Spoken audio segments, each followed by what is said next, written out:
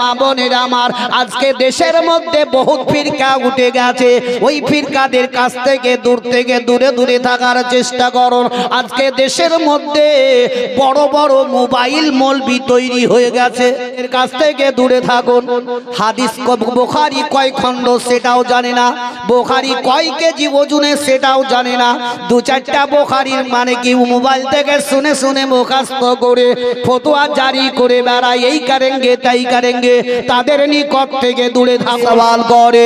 ওই সওয়ালি বলল, মা গো আমি একদিন নয় দুই দিন নয়, আমি কয়েকদিন থেকে গুনাহগারে আছি মা, আমি আর চলতে ফিরতে পারি না। তবে যদি কিছু খাবার খাদ্য থাকে আল্লাহর রাস্তায় তুমি আমার দান করবে।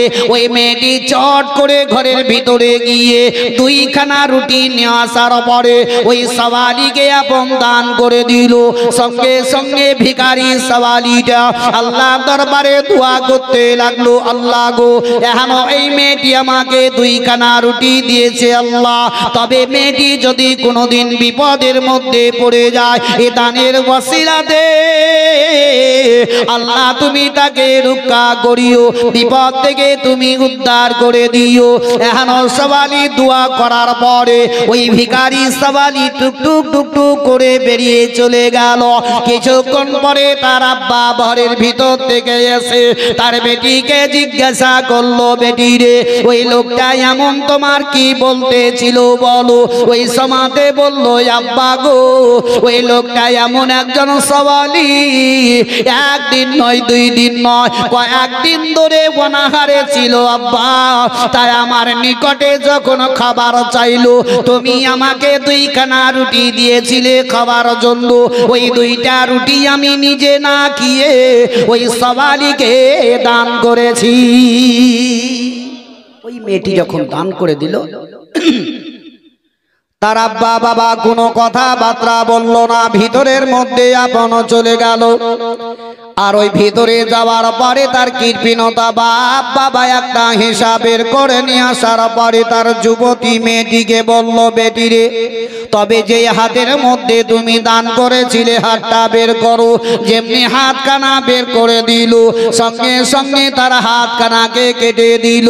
ওই কাটা হাতটাকে ধরে নিল তার মেয়েটি, চপ করে ধরে নিয়ে মেয়েটি কাঁদতে আরম্ভ করে দিল। কেঁদে কেঁদে কেঁদে কেঁদে কেঁদে বলে, আব্বা গো তবে তোমার বাড়িতে আমি আর থাকবো না, তুমি এত কৃপণতা লোক, তুমি কখনো দান খায়রাত করতে পারো না, আজকে দানের কারণে তুমি আমার হাতটাকে কেটে নিলে। ওই মেয়েটি কেঁদে কেঁদে আল্লাহ দরবারে বলে, আল্লাহ গো আমি এই বাড়িতে আর থাকবো না, আমার দুইটা চোখ যেদিকে যাবে আল্লাহ আমি সেদিকেই বেরিয়ে চলে যাব, তবু আমার কৃপণতা বাপের বাড়িতে আমি আর কোনোদিন আসবো না। মেয়েটি একটি কাপড়ের মধ্যে হাত কানা লিপটে ঢেকে নিয়ে কাঁদতে কাঁদতে কাঁদতে কাঁদতে রাস্তা ধরে নিল। বহু দূর বাবা চলে যাওয়ার পরে একটি ফাঁকা ময়দানে গাছের তলাতে বসে বসে বসে কান্না করে, হাতের খানাকে কাপড়ে ঢেকে নিয়ে দুই চোখের পানি ঝরঝর করে ঝরে যায়। ও আমার ভাইরা বাপজিরা আমার, এখনো কান্না করতে করতে ওই রাস্তা দিয়ে একটা লোক চলতেছিল। মেয়েটিকে কান্না দেখার পরে আপন লোকটা মেয়েটিকে দেখে দাঁড়িয়ে গেল, কিন্তু মেয়েটির চেহারা আল্লাহ এত সুন্দর দিয়েছে, এত রূপ সুন্দর দিয়েছে আল্লাহ। ওই মেয়েটিকে দেখার পরে লোকটি যেমন দাঁড়িয়ে গেল মেয়েটি আরো জোর কাঁদতেছিল, মেয়েটি দুই চোখের পানি গড়ে গড়ে যায়। ওই লোকটা বলল, মা রে তুমি গাছের তলায় একা একা কেন এভাবে কান্না করো রে, তোমার দুই চোখ দিয়ে কেন পানি পড়ে যায়? আমি তো এর পাশে কোনো লোক দেখতে পাই না, একা একা কাঁদো গো। মেয়েটি দুই চোখের পানি গড়ে গড়ে বুকের কাপড় পর্যন্ত ভিজে গেছে, কিন্তু মেয়েটি কাপড়ে হাতটা ডেকে নিয়ে আছে। মেয়েটিকে জিজ্ঞাসা করা হলো, তবুও কোনো উত্তর দিল না। দ্বিতীয়বারে বলতেছে মা রে তুমি এভাবে আর কেঁদো না, একবার তুমি আমাকে কথা বলো, চোখের পানি একটু বন্ধ করো। তবুও কিন্তু মেয়েটি কোনো কথাবার্তা বলল না। তৃতীয়বারে বলল মা রে তোমার কি বিবাহ হয়েছে বলো। মেয়েটি কাঁদতে কাঁদতে তার মুখের দিকে তাকিয়ে বলল, বলে না না আমার বিয়ে হয়নি। এখনো যেমন কথা বলল ওই লোকটা চট করে বলল তবে তুমি আমার সঙ্গে আমার বাড়িতে চলো। মেয়েটি যেতেও রাজি হয়ে গেল। দুই চোখের পানি ঝরঝর করে ঝরে যায়, বলে আল্লাহ গো আমার বাপের বাড়ি আর কোনোদিন ঘুরে যাব না, তবে আল্লাহ তুমি আমার ভাগ্যে এটাই লিখেছিলে দান করার অতি ফলে আল্লাহ আমার আব্বা হাত কানা কেটে নিল। ও গো আল্লাহ তুমি আমার নসিবে এটাই লিখেছিলে। এই বলে কাঁদতে কাঁদতে ওই লোকটার পিছনে পিছনে পিছনে পিছনে চলতে লাগলো। তার বাড়ি যেমনি পৌঁছে গেল একটি জায়গায় তারে বসতে দেওয়া হলো। এমনকি ওই লোকটার মনের মধ্যে একটা ইরাদা ছিল, বলে আমার একটাই পুত্র সন্তান বাড়িতে আছে, আমি যদি একটি সুন্দর মেয়ে দেখতে পাই ওই মেয়েটির সঙ্গে আমার বেলার বিয়ে দিব, তবে এক পয়সাও পণ নিব না। জোরে বলো আজকাল বিনা পণে বিয়ে হয়? টাকাও যদি না দেয় যখন মোটরসাইকেল দিও। কি ভাই বলে কেন? বলে তোমার বেটি জামাই যাওয়া আসা করবে। এই তো আমরা ওই লোকটা বলো আমার যদি সুন্দর জমিয়ে দেখতে পাই আমি কোনোদিন তার কাছ থেকে এক পয়সাও আমি নেব না, বিনা পয়সাতে বিনা পণেই আমি বিয়ে দিব। জোরে বলুন সুবহানাল্লাহ। কিন্তু আজকালকার দেখবেন রূপ সুন্দর নারীদের অহংকার বেশি। কি এদের জমিনে পা থামে না। ও কথা মুখ দিয়ে যখন বলতে লাগলাম বেরিয়ে গেল। আচ্ছা বলুন তো ভাই টায়ারের ভিতরে কি থাকে? টিউব। এই টায়ার টিউব যদি একসাথে যায় তো কোন বাসটা হবে? হ্যাঁ বাসটা হবে না। সময় মতো যদিও কাঁটা মারতে পাই তবে বাসটা হবে। কথা বুঝতে পারছেন তো? আর টিউবটাকে যদি টায়ার বাদে যদি বিনা টিউব যদি চালা হয় তো ফুট করে ফুটে যাবে। আমার বলার উদ্দেশ্য হলো মুসলমান ছেলেরা হলো টায়ার আর মেয়েরা হলো টিউব। এমন এমন দেখবেন নারীরা রূপ সুন্দর চেহারাওয়ালা, যারা বাবা রূপ দেখার জন্য বাজারে যায়। দেখবেন ছেলের পোশাক পরিধান করে বাজারে যায়, জিন্সের প্যান্ট জিন্সের গঞ্জি পরে রাস্তাঘাটে চলাফেরা করে। আমি খোদার কসম করে বলে যাই ওই মেয়েগুলা হবে জাহান্নামের খোরাক। আর যে ছেলেরা মেয়ের পোশাক পরিধান করে, যেমন কত কত যুবকদেরকে দেখা যায় কান ফোড়া নাক ফোড়া হাতের মধ্যে বালা পরিধান করে থাকে, ওই ছেলেরাই হবে জাহান্নামের খোরাক। তবে ওই জাহান্নামের খোরাক থেকে দূরে থাকার চেষ্টা করো। এমন এমন মেয়ে আছে দেখবেন বাবা নিজে নিজে বাজার যাওয়ার জন্য, নিজে বাজার গিয়ে কাপড় কেনার জন্য স্বামী যতই বাজার থেকে ভালো ভালো জিনিস নিয়ে এসে দোক না কেন, তবে মুখকে টেढ़ा-টেढ़ी করবে, বলে বাজারে কি আর পাওনি? আর বানাই গিলা বেচলে তোমাকে এগুলা নিয়ে আসতে হবে। ও আমার ভাইরা আমার, ও আমার দরদি মা জননী আমার, পরিবর্তন হয়ে যাও। আখিরাতকে চিন্তা করো, জাহান্নামের আগুনকে স্মরণ করো, কবরকে ইয়াদ করো। কবরে কি অবস্থা হবে? কবরে যাওয়ার পরে বাবা প্রথম ধাপিতে যদি পার হতে পারো তবে তোমার সব জায়গাতেই পার, আর যদি কবর না পার হতে পারো তবে কোথাও পার হতে পারবে না। তবে যারা দেখবেন বাবা ভবক দেখে বাজারে বাজারে চলে, যারা রূপ চেহারা দেখিয়ে বাড়ায় দেখবেন বাড়ি থেকে বের হওয়ার সমাধে লবের মধ্যে একদম লভিস্টিক লাগিয়ে, কপালের মধ্যে বড় বড় টিক লাগিয়ে, দেখবেন এদিকে বাবা সেন্ট ওদিকে সেন্ট, এমন করে এত সুন্দর সুন্দর সেন্ট লাগিয়ে নিবে। হাতের মধ্যে ঘাড়ে একটা ব্যাগ নিয়ে নিবে, হাতে একটা বড় মোবাইল নিয়ে নিল, ঝুমঝুম করে চললো বাজারে। ওই বাজারে যাওয়ার পরে যদি বাবা চুপ করে দাঁড়িয়ে দাঁড়িয়ে দাঁড়িয়ে দাঁড়িয়ে এদিকে ওদিকে দেখতে দেখতে এমন একটা ছেলে মেয়েটির কাছে সে দাঁড়িয়ে গেল। একটা যুবক দেখতে দেখতে দাঁড়াবে না, দাঁড়াবে না, কি দেখতে কত সুন্দর দেখবেন, অজানা। আর ওই যুবকটা হচ্ছে তোমাকে একটু দেখা দেখা লাগছে। আচ্ছা মেয়েটি কি বলবে? আচ্ছা বলো তো তুমি দেখলা কোনটা আমাকে? তখন ছেলেটা বলে আচ্ছা তোমার বাড়ি কোনটা বলো তো। বলবে না, বলবে না, মানে আস্তে আস্তে সুযোগ দিচ্ছে ওকে। এবার ওই মেয়েটি যেমন বলছে তোমার মেয়েটিকে যখন বললো কি তোমার বাড়ি কোনটা, তখন মেয়েটি বলছে আমার বাড়ি তো অমুক জায়গায়। বুঝে তখন ছেলেটা বলছে ঠিক তোমাকে সেখানেই দেখেছিলাম, বলে একটু দেখা দেখা লাগছে মনে হয়েছে। আচ্ছা এক কাজ করো তোমার মোবাইল নাম্বারটা একটু দাও, পরে তখন কথা হবে। যেমন মোবাইল নাম্বার দিল তোমার টিউবটা ফুটুস করে ফুটে গেল। কি ফুটো না, মানে মোবাইল নাম্বার গেল মানে টিউব চলে গেল। ও আমার ভাইরা বাপজিরা ঝড় করে অনুরোধ করে বলবো, আমার মা বোনদেরকেও বলবো পরিবর্তন হয়ে যাও। ওই 24 ঘন্টা যেমন তুমি মোবাইল নিয়ে ঘোঁচাঘুচি করো, বাড়িতে সব সময়তে মোবাইল দেখো, রাত্রিতেও ভিডিও কল করো।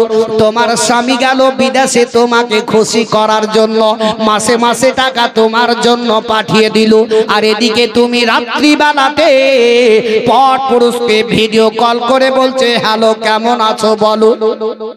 বলতে আছে আজকে ওরকম 24 ঘন্টা যেমন মোবাইল নিয়ে নাড়াঘাটি করো।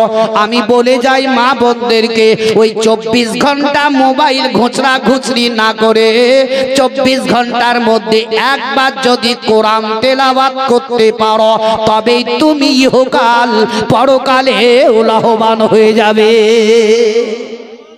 আজকে আমরা কোরআন ঘাটি না, কোরআন পড়ি না। রূপ তোমার একদিন না একদিন তোমার চলে যাবে, রূপের কোনো দিন কখনো গরম দেখাবে না।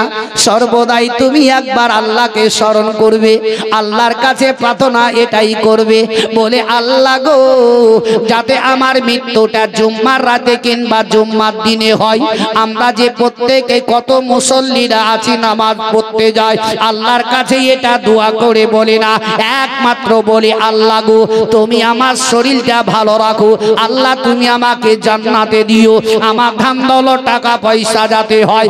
আমি বলবো সেই দোয়াগুলা বাদ দিয়ে তুমি আল্লাহকে বলো, বলে আল্লাহ যাতে আমার জুম্মার রাতে মৃত্যু হয়, জুম্মার দিনে যাতে মৃত্যুটা হয়। কেননা আমি বলে যাই বাপজিরা ভাইরা আমার, খোদার কসম করে বলবো জুম্মার রাতে জুম্মার দিনে যদি কাউরের মৃত্যু হয় তার কবরে কিয়ামত পর্যন্ত আযাব হবে না, কিয়ামত পর্যন্ত তার কবরে আযাব হবে না। আবার এই জায়গাতে দেখবেন কিছু কিছু মানুষ আবার তর্ক বিতর্কর মধ্যে লাগিয়ে দিবে। কি লাগাবে বলুন তো? কি মৌলভী সাহেব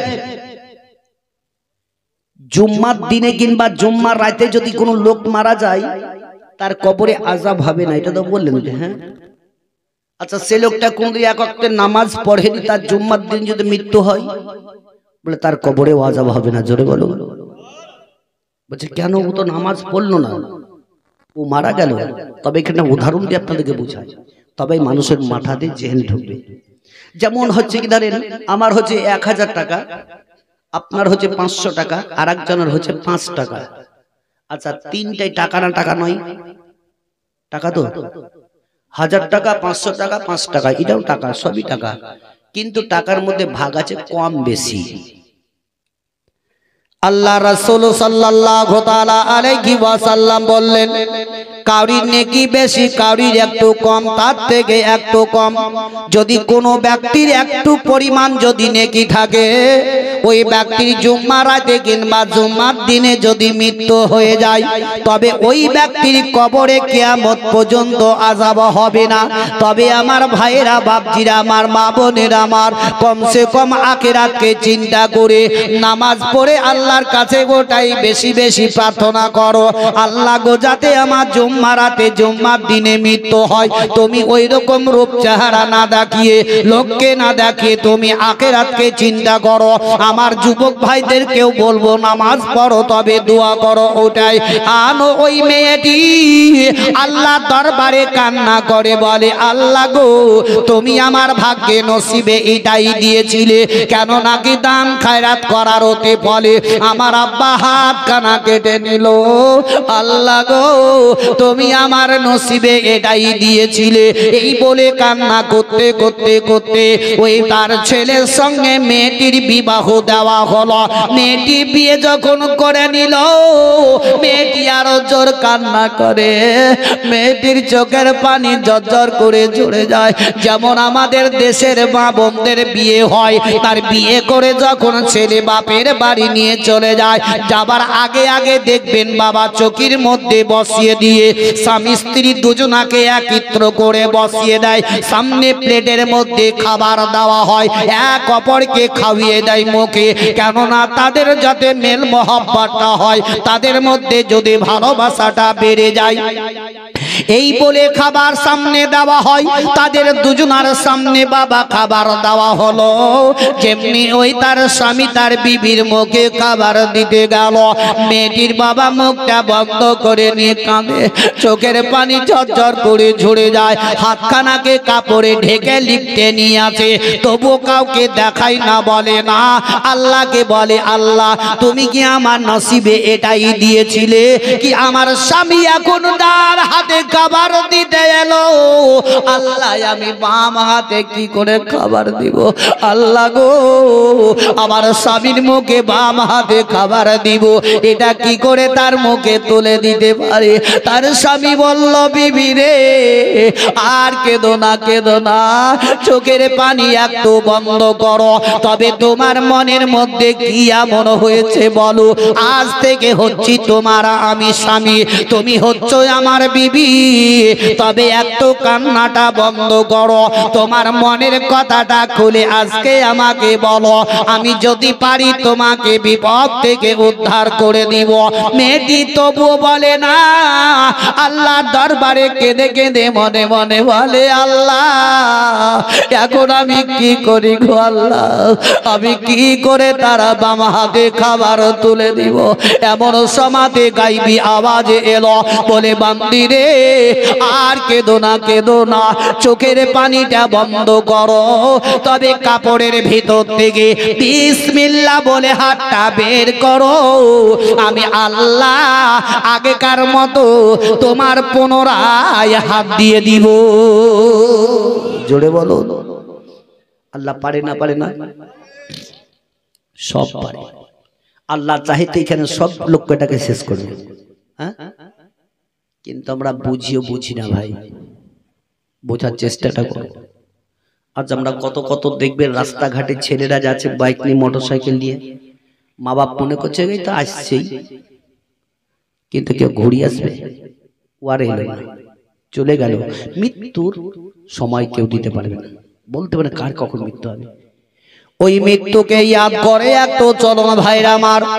ওই মেয়েটি যখন কান্না করতেছিল, গাইবে আওয়াজ পাওয়ার পরে কাপড়ের ভিতর থেকে বিসমিল্লাহ বলে যেমন কাটা হাতটাকে বের করলো, দেখছে তো আগেকার মতো পুনরায় হাত হয়ে গেছে। জোরে বলুন সুবহানাল্লাহ, জোরে বলুন একবার, এক ঝাঁকি জিকির করো লা ইলাহা, জোরে সবাই পারো লা ইলাহা, লা ইলাহা, লা ইলাহা ইল্লাল্লাহু মুহাম্মাদুর মুহাম্মাদুর রাসূলুল্লাহ সাল্লাল্লাহু তাআলা আলাইহি ওয়াসাল্লাম। বাপজিরা আমার, ভাইরা আমার, ও আমার মা জননীরা আমার, ওই সমাতে মেয়েটি হাতটা বের করার পরে তার স্বামীর মুখে তার হাতের মধ্যে খাবার তুলে দিল।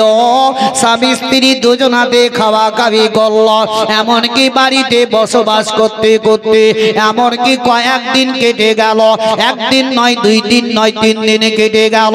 কয়েকদিন কেটে যাওয়ার পরে হঠাৎ করে ওই মেয়েটির দরজাতে এমন একজন সাওয়ালি এসে হাঁক দিল।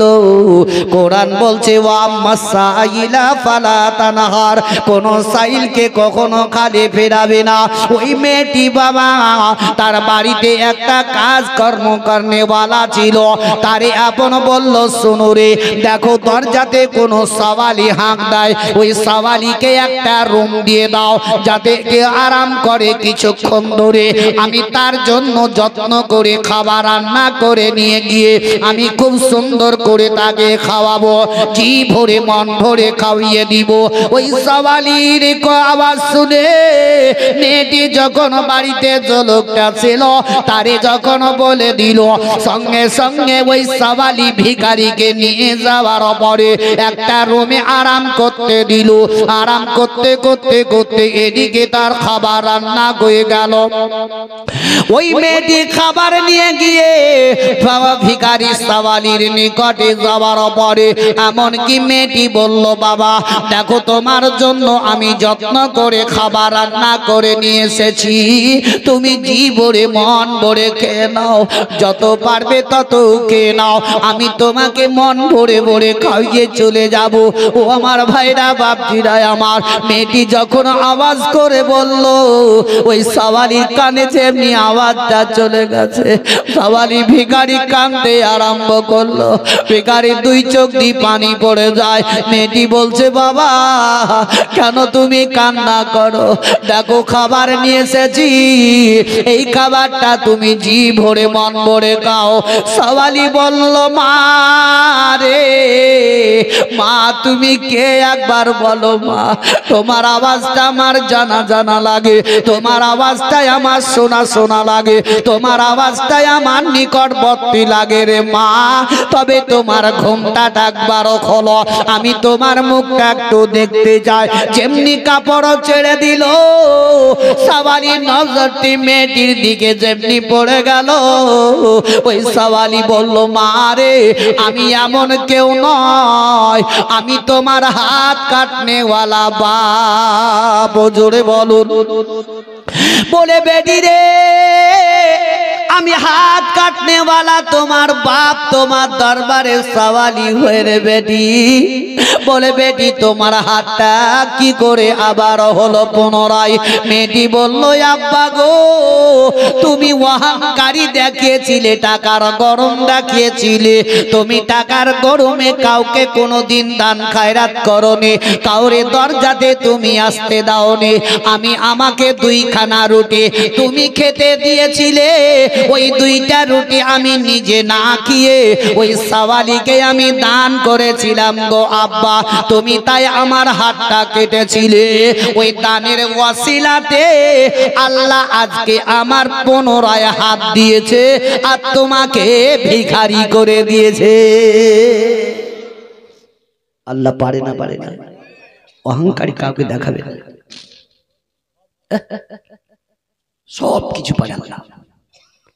তবু আমরা আমাদের ভিতরে ওই ভয় ঢুকছে না। ঢুকবে কবে? মরার পরে। আল্লাহ রাব্বুল ইজ্জত যাতে আমাদের প্রত্যেকটি মানুষকে সঠিক পথে ঈমানের সহিত নিয়ে যাওয়া তৌফিক ইনায়াত করুন। জোরে সকলে বলুন আমিন। ভয় ঢোকান, নামাজ পড়ুন, যতই যাই করেন। সুন্দর সুন্দর আমরা মসজিদ তৈরি করছি ভাই, কিন্তু আমাদের নামাজই বাড়ছে না কেন? আজ আমার যুবক ভাইদেরকে বলে যাব, ভাই আপনারা কমসে কম যোগ্য যোগ্য আলেম রেখেছেন, আলেমদের কাছে ইশার নামাজে পড়ে গিয়ে 10টা মিনিট বসে কিছু শিক্ষা অর্জন করুন। কি কিন্তু এটা আমাদের হয় না। আমরা চায়ের দোকানে, মদের আড্ডাতে, তাসের আড্ডাতে, জুয়ার আড্ডাতে আর মারেতে একবার সবাই কাটিয়ে দিই। মার মানে বুঝছেন তো? হ্যাঁ, আজকাল যে মোবাইলে উঠেছে মারমার। আচ্ছা মারমার করতে করতে একটা বুড়া যদি রাস্তা দিয়ে যায় আর ওই সময় যে মারমার করতে বুড়া রাখবে না? কাকে মারমার করছে? হয়তো লাঠি থাকলে দিয়ে কই হুড়াই মেরি ভাই আমার। ওই মারমারে তুমি ঘন্টার ঘন্টা কাটিয়ে দিতে পারছো, কিন্তু 10 থেকে 15 মিনিট মৌলবীর কাছে গিয়ে সময় আমরা দিয়ে শিক্ষা অর্জন করতে পারছি না। আজকে তো মৌলবীরই তো আমরা শ্রদ্ধা করতে পারছি না। মৌলবীদের আজকে আমরা ইজ্জত জানছি না কি মৌলবীদের সম্মান? যে মৌলবীর ইমামের পিছে আমরা নামাজ পড়ি তাকে তো আজকে আমরা ভালোবাসতে পারছি না। আজকে আপনার নিকটে আমি এই গ্রামের মধ্যে আমি জালসাতে আসলাম, আরো কত কত বক্তা আসলো, বক্তব্য দিয়ে চলে গেল। ভালো করে মাথায় কথাটা শুনেন। আজকে আমরা ইমামদের বেতন কিভাবে রাখি? আমাদের ওই আকাল বুদ্ধিটাই তো আমাদের হয় না। যেমন কি হয়তো দেখবেন আজকে আমি এই গ্রামে এসে জালসা করে গেলাম, আমি নিলাম কত 15 থেকে 20,000 টাকা, 15,000 টাকা নিলাম। কি ভাই, এক নাইটে আমি 2 ঘন্টা আপনার স্টেজে বক্তব্য দিব, 15,000 টাকা গুনে নিয়ে আমি বাড়ি চলে গেলাম। 2 দিন পরে একজন ব্যক্তির বাপ মারা গেল। ওই লোকটা ভাববে কি মৌলভী সাহেব তো আমাদের গ্রামে জালসাতে এসেছিল, দাওয়াত দিয়েছিল, তাহলে মৌলভী সাহেবকে একটু ফোন করে বলে আমার বাপ মারা গেছে, মাটি দিতে আসবে। কি কথা ঢুকছে মাথায়? তো ফোন করে দিলেন, বলে মৌলভী সাহেব আমার বাপ মারা গেছে, জোহর পরে নামাজের পরে পরেই মাটি হবে। আচ্ছা বলুন আমি আসতে পারি ও না পারি? কি এই মহাবরে কি আমার মনে হয়তো আসতে পারি, নাও আসতে পারি। তোমার বাপ মনে হচ্ছে আমি তো গেছি 2 ঘন্টার জন্য, তোমার বক্তব্য করে এখানে 2 ঘন্টা 15,000 টাকা নিয়ে চলে আসলাম। আচ্ছা বলুন যদি আপনার ইমাম সাহেব ছুটিতে বাড়ি চলে গেল, বাড়ি পৌঁছার পরে পরে 8 ঘন্টা পরে ফোন যাচ্ছে মৌলভী সাহেব আমার আব্বা মারা গেছে, মাগরিবের নামাজ পড়ে মাটি হবে, বলবি আসতে হবে না? হবে না কেন? তো ছুটিতে বাড়ি গেছে। ইমাম যেহেতু আপনার গ্রামের ইমাম, ইমামকে আসতেই হবে। যে ইমামকে পানি পড়ার লেগে দেখবেন মসজিদের মধ্যে বসে থাকতে হয়, যে ইমামের কাছে মুরগি জবাই করে নেওয়ার জন্য মৌলবীকে মসজিদে থাকতে হয়, যদি একটু টলবিটল হয়তো মানুষের বহুত বড় বড় কথা হয়। এ মুসলমান, যদি আমি 2 ঘন্টা বক্তব্য দিতে এসে 15,000 টাকা নিয়ে যেতে পারি, আর যে একটা ইমাম আপনার মাথা তার যার পিছনে নামাজ পড়েন 24 ঘন্টা মসজিদে বসে থাকে, তার বেতন কত টাকা হওয়া উচিত বলো? তারও তো 15,000 টাকা হওয়া উচিত, কিংবা 10,000 টাকা উচিত। কিন্তু আমরা দিচ্ছি কত 5,000 টাকা, 6,000 টাকা। ফট করে ডাকলেই আসতে হবে, কোনো ব্যাপার নাই। আবার যদি না আসে তো বড় বড় কথা ইমনবি রাখা হবে না, চল রাখ। কি ঠিক না বেঠিক বলুন? কিন্তু আমরা ওই দিকে আমরা তলাই না, ভিতর থেকে আমরা গভীরতার দিকে যাই না। আজকে আমরা ইমামদের মৌলবীদের আজকে আমরা শ্রদ্ধা করে খোদার কসম করে বলবো, কোন আলেমের হাতে হাত দিয়ে যদি আপনি মুসাফা করে সালাম করেন, জানবেন কি আমি আলিমের সঙ্গে নয়, আমার বিশ্বের নবীর সঙ্গে মুসাফা করলাম।